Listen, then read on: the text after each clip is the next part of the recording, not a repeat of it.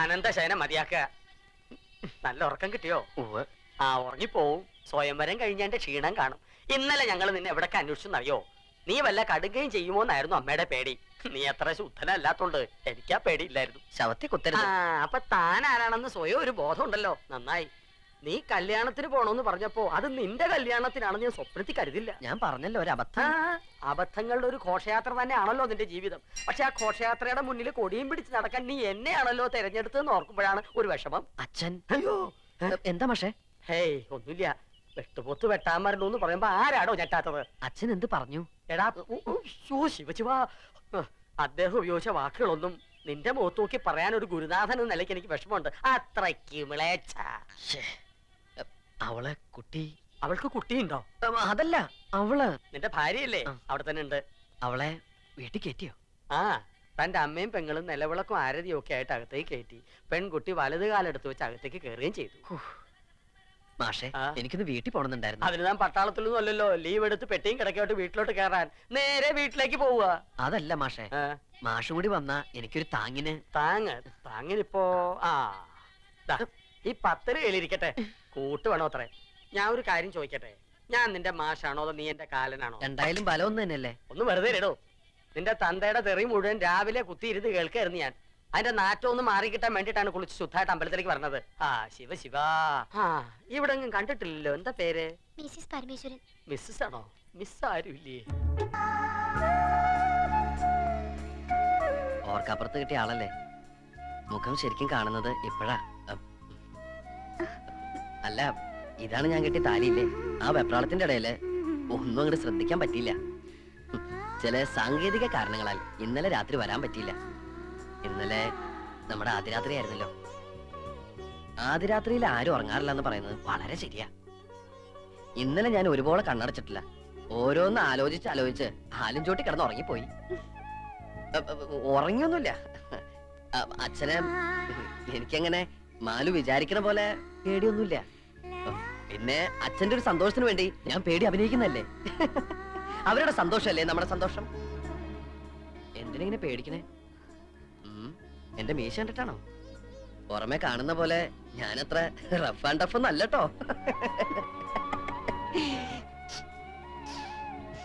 എന്തത് ഭയങ്കര ബീഡിയുടെ മണം? ഞാൻ വലിക്കില്ലട്ടോ. അച്ഛൻ ഭയങ്കര ബീഡി വലിയ. സ്റ്റാൻഡേർഡ് ഉള്ള എന്തെങ്കിലും വലിക്കാൻ പറഞ്ഞ അച്ഛൻ കേൾക്കണ്ടേ? കൂടുതൽ വലിപ്പിക്കലടാ മോനെ.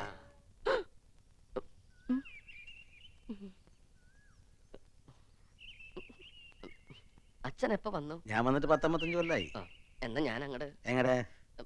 ഒന്നും തീരുമാനിച്ചിട്ടില്ല. സ്കൂളിൽ പോടാ. അച്ഛാ കേറി പോടാ. അത്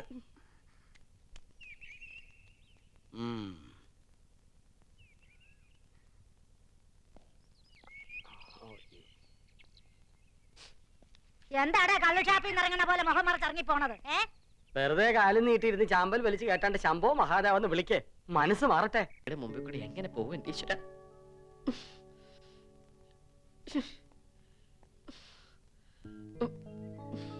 കൊണ്ടാറടങ്ങാനായിട്ട് ആടയാഭരണങ്ങളൊക്കെ അണിഞ്ഞു കഴിഞ്ഞല്ലേ? ഇറങ്ങി വരിക ഇങ്ങടെ. ദാ വരണു അച്ഛാ.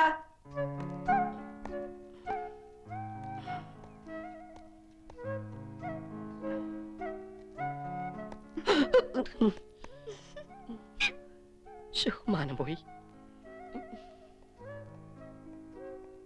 തൈ എവിടാ? ഉണ്ട്. എടുത്തേട്ടെ. പുസ്തകം എടുത്തിട്ടുണ്ടോ? ഉവ്വ്. Instrument box? ഉവ്വ്. എഴുതാനുള്ള പെന്ന്? ഉവ്വ്. ശരിക്കും അവിടെ മുറുകട്ടാ? ഉവ്വ്. നല്ലല്ലോ മുറുക. ആവാം. പണക്കെട്ടുമായിട്ട് എവറസ്റ്റ് കിടക്കാൻ പോകല്ലേ? ഒരു ടെൻസിങ് നടക്കുന്നു.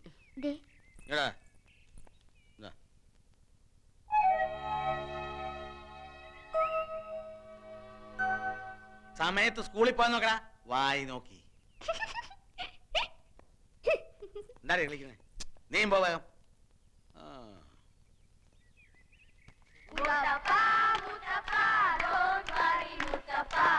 കല്യാണം കഴിഞ്ഞു മുത്തപ്പ.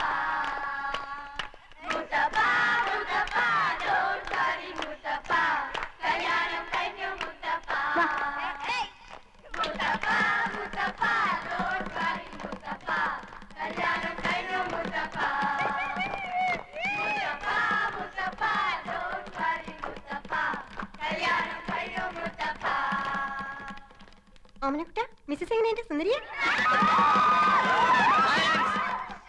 What is this? ഗാനമേളയാണോ?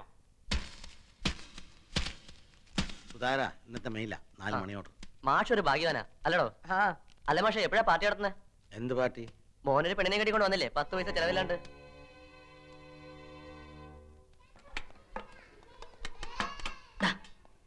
ഇന്നലെ വല്ലതും നടന്നോടാ? അറിയാനുള്ള കൊതി കൊണ്ടാടാ. ഇങ്ങനെയൊക്കെ എന്റെ അടുത്ത് ചോദിച്ചു കഴിഞ്ഞാൽ കൈമൾ മാഷിനോട് പറയൂട്ടോ. കൈമൾ മാഷിന്റെ അടുത്ത് പറഞ്ഞാ ഞങ്ങൾ എങ്ങനെ കേൾക്കാനാടാ? അല്ലെങ്കിൽ ഇതൊക്കെ വയസ്സം കെട്ടിട്ട് എന്ത് ചെയ്യാൻ? ആർക്കാടാ വയസ്സായത്? ഇവന്റെ അച്ഛനാ. എനിക്ക് കാതിനൊരു കുഴപ്പമില്ല കേട്ടോ. നിങ്ങളുടെ സംശയം എന്താണെന്ന് എനിക്കറിയാം. ഇനി ഈ ഗ്രൂപ്പുകൾ ഇവിടെ വേണ്ട. Get up. ഓരോരുത്തർ ഓരോ ബെഞ്ചിൽ ചെന്നിരിക്കെ. Come on come on. Go go go.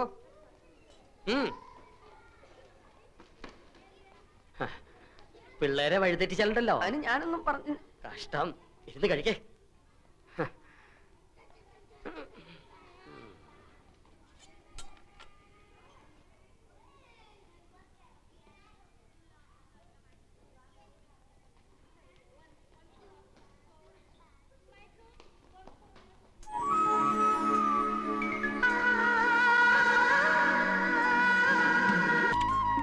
ചേട്ടാ പോണ്ടോ? ഇപ്പൊ പൂവില്ല, വൈകുന്നേരം വരെ ഇവിടെ തന്നെ കാണും. എന്തേ? അതല്ല പൂവേ, ഈ ഫ്ലവർ ഈ ഇരിക്കുന്നത് പൂവല്ലാതെ പിന്നെ എന്തിട്ടാടോ? തനിക്ക് എന്താ വേണ്ട? ഇത്തിരി പൂ വേണം. ചുവന്ന പൂ മതിയോ? ചെത്തി മതിയോന്ന്? ചെത്തൊന്നും വേണ്ട. നല്ല അടക്കം ഒതുക്കുള്ള പെമ്പിള്ളേർക്ക് ചൂടാൻ പറ്റിയ പെൺകുട്ടികളല്ലാണ്ട് പിന്നെ ആൺകുട്ടികൾ ചൂടോ പൂവ്? മുല്ലപ്പൂ മതിയോ? ഒരു 5 മീറ്റർ താ. 5 മീറ്ററോ? അല്ലെങ്കിൽ വേണ്ട, ഈ ചോറ്റുപാത്രം നിറയിട്ടുള്ളൂ. ചോറ്റുപാത്രം നിറയോ? ഉണ്ണാനാ? അല്ല ഇങ്ങോട്ട് ഇറോ പൂക്കാരാ.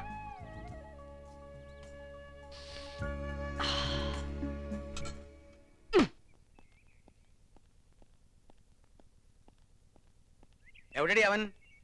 ഞാനും കണ്ടില്ല. അവനിപ്പോ വരൂന്നേ. അല്ല, മരുമോള് കളത്തിലിറങ്ങിയല്ലേ? കൊള്ളാം. നല്ല അസല് ചായ. ഇനി മോള് വേണം അവന്റെ കാര്യങ്ങളൊക്കെ നോക്കാൻ. എന്ന ഭാവം വേണ്ട. അവന്റെ കാര്യങ്ങൾ നോക്കാൻ ഇവിടെ അച്ഛനുണ്ട്, അമ്മയുണ്ട്, പിന്നെ ഗുരുസ്ഥാനത്ത് ഞാനും. ഗുരുസ്ഥാനത്തിന്റെ കാര്യം തന്നെ എന്നെ കൊണ്ട് പറയണ്ടേ? ശാരദാമേ, ഞാൻ വീട്ടിലേക്ക് ചെല്ലട്ടെ. പാത്രം ഇട്ടെടുത്തോളൂ.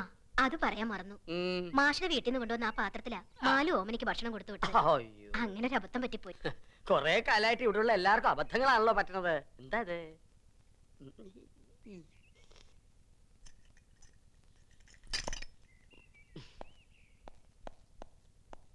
എവിടാ നിങ്ങൾ എത്ര നേരം? ഞാൻ ഗോപി മാഷിന്റെ അടുത്ത്. ഗോപി മാഷ്? അതെ, ഒരു സംശയം ചോദിക്കാൻ പോയതാ. ഗോപി മാഷിന് ലീവാണല്ലോ. സത്യം പറഞ്ഞോണം, നിന്റെ കാരണം ഞാൻ പൊളിക്കല്ലെങ്കിൽ. വഴക്കും വക്കാണൊന്നും വേണ്ട. എടോ, ആ ചോറ്റുപാത്രം ഇങ്ങോട്ട് തന്നാ ഞാൻ സ്ഥലം കാലിയാക്കാം. ഇന്ന് അവിടുത്തെ പാത്രത്തിലത്ത ആഹാരം കൊണ്ടുപോയേ. അത് കഴുകിയിട്ടില്ല. അതിപ്പോ അത് അച്ഛൻ തൊടണ്ട. വേണ്ട, ഇങ്ങോട്ട് ഇച്ചിരി താടാ നീ. ഇച്ചിരി വേണ്ട. അല്ല, കൊണ്ടുപോയി കഴിക്കണ്ടോന്നേ. അല്ലേ? ചെക്കൻ വന്ന് കേറിയില്ല അവന്റെ മെക്കിട്ടുകാരൻ. ഇതെന്താ കക്കയും ക്യാമ്പാണോ ഉരുട്ടാൻ? ഇതെനിക്ക് തുറക്കാൻ പറ്റണില്ല. വേണ്ടെന്നേ, ഞാൻ വീട്ടിൽ കൊണ്ട് കഴിക്കോളാം. വേണ്ടടോ. താനെന്താ തല്ലി പൊളിക്കണേ? ഈ തള്ള കണ്ട എന്റെ തലയിൽ തിളച്ച വെള്ളം കോരി ഒഴിക്കും. ഇങ്ങോട്ട് തരിക. വിടും. പൂവ്.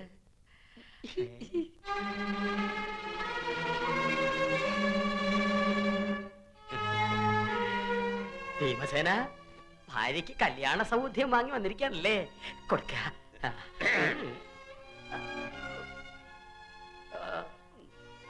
പാത്രം ഞാൻ പിന്നെടുത്തോളാം.